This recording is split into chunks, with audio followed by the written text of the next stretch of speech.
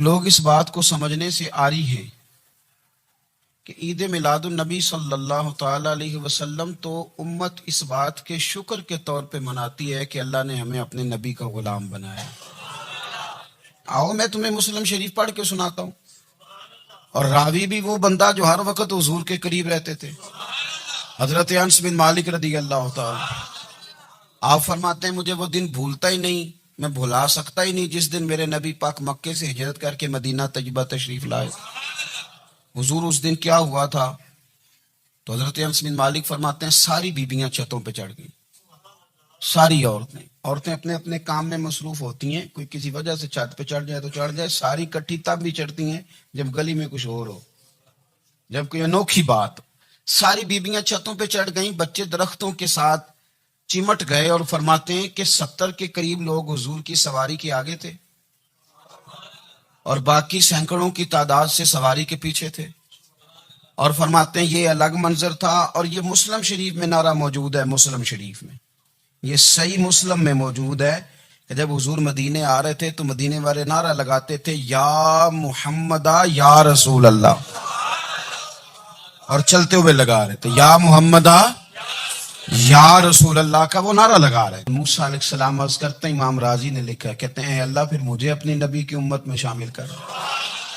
وہ یار ہمیں لوگ کہتے ہیں میلاد نہ مناؤ، جس امت میں آنے کے لیے حضرت موسیٰ نے دعا مانگی، جس محبوب کی غلامی کے لیے، ہمیں تو دعا بھی کوئی نہیں مانگنی پڑی، اللہ نے فضل سے ہی مدینے والے کا غلام بنا دیا۔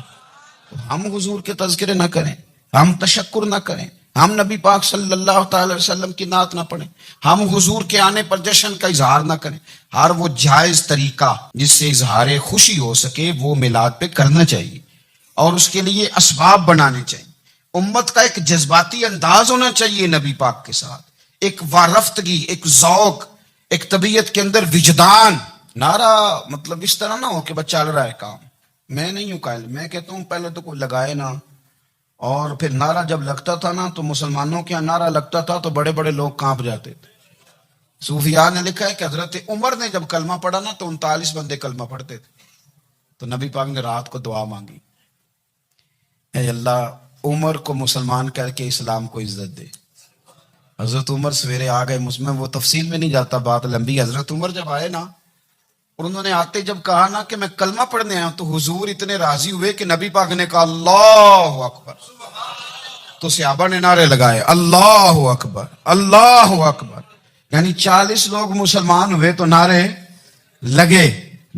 ہمارے صوفیاء کہتے ہیں حضرت عمر کے آنے پر جب نعرے لگے تو بتاؤ کہ وہ تو نعرہ تکبیر لگا، نعرہ رسالت کیوں نہیں لگا؟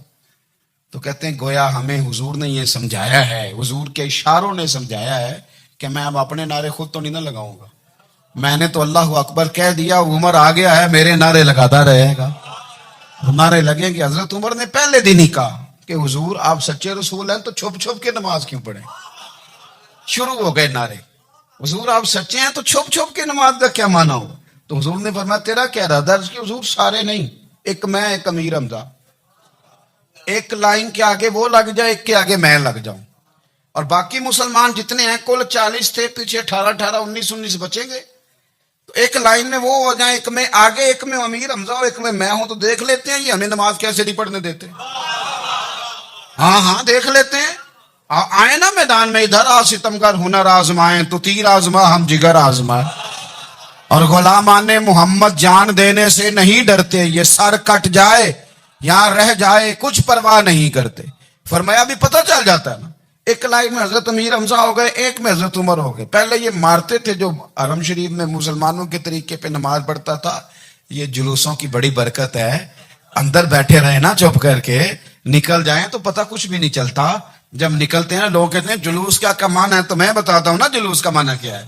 حضرت عمر نے باہر نکلے 2 لائنوں کا جلوس، لمبا بھی کوئی نہیں، بندے بھی 40، اور جناب فاروق اعظم باہر نکلے تو عمر کا نعرہ، عمر کا، حضرت عمر نے یوں کر کے آستینیں بازو کی چڑھا لی، اور اپنے گلے میں جو ان کے رومال تھا نا اس کو یوں سینے پہ باندھا، اور اس ہاتھ میں تلوار تھی تو یوں کر کے باہر لہرائی، کہنے لگے او مکے کے کافرو ادھر آؤ میرے سامنے، جس نے اپنی بیوی بیوہ کرانی ہو، جس نے بچے یتیم کرانے ہوں وہ آئے میدان میں، मुस्तफा के गुलाम आज सड़कों पे निकल आए मैदान में हमारे सामने हमारा मुकाबला करे, आए ना मैदान में, हम निकले हैं। अब हम यहाँ काबे में एलानिया नमाज पढ़ेंगे, हम पढ़ेंगे। ताकत है तो आओ ना, हमारा मुकाबला करो, आओ।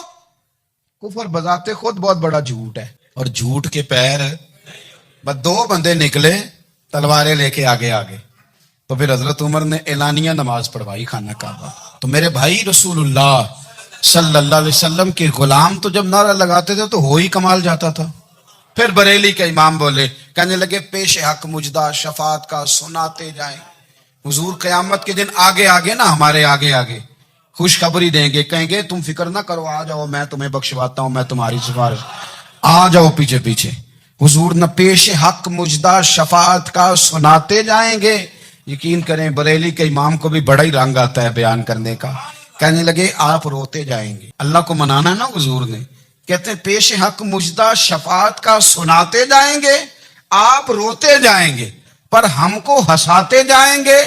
बाग जन्नत में मुहम्मद मुस्कुराते जाएंगे, फूल रहमत के गिरेंगे, हम उठाते जाएंगे, और हश्र में होगा हमारा दाखिला इस शान से, हम या रसूल अल्लाह का नारा लगाते जाए, हम या रसूल अल्लाह का नारा। इमाम राजी कहते हैं हुजूर ने एक रुक्का पकड़ा छोटा सा, एक बंदे को लोग दोजख में लेके जा रहे हैं। अच्छा मुझे एक बात बताओ, फैसला पहले हो गया है, अल्लाह के सामने हुआ है, और फैसला हो गया और तय हो गया कि दोजख में जाना है। वो करीब पहुंच गए दोजख के, तो हुजूर ने देख लिया, और बताया किसने? हजरत आदम ने। हजरत आदम कहने लगे हुजूर वो आपके गुलाम को दोजख में ले जा रहे हैं। नबी पाक आगे गए, क्या पढ़ते हैं हमारे भाई? हुजूर ने मुझे उनसे छुड़ा के छोड़ दिया। नबी पाक सल्लल्लाहु अलैहि वसल्लम आगे गए, मैं इधर आओ, कहां लेके जा रहे हो? अल्लाह के सामने फैसला हुआ है ना, फरिश्तों ने किया है ना। फरिश्ते को किसी से बददियानती तो नहीं ना करते, फरिश्तों ने जो किया ठीक ही है ना। क्यों लेके जा रहे हो? सोने गुनाह ज्यादा है, नेकियां थोड़ी हैं। फरमाया मेरे सामने तोलो। किसी फरिश्ते ने नहीं कहा कि सोने माज़अल्लाह हमको बेईमान है, हमारी कोई इससे जिद चल, साडा कोई बनना सान जाए दे नाल। भाई मेरा मतलब है सही तोला है, फैसला है, और मैं दोबारा तोलो। गोया रब भी फरमाता है जैसे मेरा महबूब कहता है वैसे ही कर। और कोई नहीं, दोबारा तोल लो, कोई हर्ज नहीं, तोलो ना दोबारा। फरिश्ते दोबारा आएंगे, उन्होंने दोबारा तोला, एक पलड़े में नेकियां, एक पलड़े में गुनाह। अब वो गुनाह फिर ज्यादा निकले तो नबी पाक ने ना जेब से इतना सा रुक्का निकाला, रुके का भी कोई वजन होता है, वो हुजूर ने नेकियों के पल्ले में रख दिया, नेकियां बढ़ गई, फरिश्ते भी चुप कर गए। चलो भाई जन्नत में। मेरी तरह का था ना पता सारा है सरदार ने की थी, पता तो था ना उसे, मन आनम के मन दानम, तो सीधा हुजूर के कदमों से जा लगा। कहने लगा सोनिया मैं तो सारी जिंदगी गुनाह करता रहा, ये कौन सी नेकी है? तो हुजूर फरमाने लगे चुप कर, जन्नत का दरवाजा खुल गया, तू जा जन्नत में। हुजूर रुके में क्या है? फरमाया तूने एक दिन दरूद सलाम नहीं पढ़ा था, और मैंने तेरा संभाल के रखा हुआ तेरा दरूद शरीफ, वो नारे रिसालत भी तूने लगाए थे, वो तो खुल के मेरे तज़किरे मैंने तेरा संभाल लिया। दोज़ख में मैं तो क्या मेरा साया ना जाए, क्योंकि रसूल पाक से देखा ना जाए। तो ये याद रखें अच्छी तरीके से कि हमेशा अपने आप को अपने रब के फैसलों पे राजी रखें। हमेशा कोशिश करें कि मुकद्दर से शिकवा ना करें, तकदीर से शिकायत ना करें। जो हमें नहीं मिला उसके बारे में अपनी तबीयत के अंदर तड़प और तलब ना पैदा करें। बस जो फैसला रब ने कर दिया उस फैसले पर हमेशा राजी रहें। ये करके देखें। हज़रत अनस बिन मालिक रज़ी अल्लाह ताला अन्हु फरमाते हैं एक पूरी जमात जन्नत में जाएगी लोगों की। फरिश्ते उनसे पूछेंगे कि मियाँ हिसाब दे आए हो? तो वो कहेंगे हमें तो किसी ने हिसाब पूछा ही नहीं। उनसे पूछा जाएगा पुल सिरात देखी है? कहेंगे नहीं हमने तो नहीं देखी। उनसे पूछा जाएगा कि मिज़ान अमल? तो उन्होंने कहा नहीं बिल्कुल नहीं। तो कहा अच्छा तुम बड़े ख़ास लोग हो, दुनिया में करते क्या रहे हो? तो कहेंगे करते कुछ भी नहीं थे, रब के फ़ैसलों पे राज़ी रहते थे।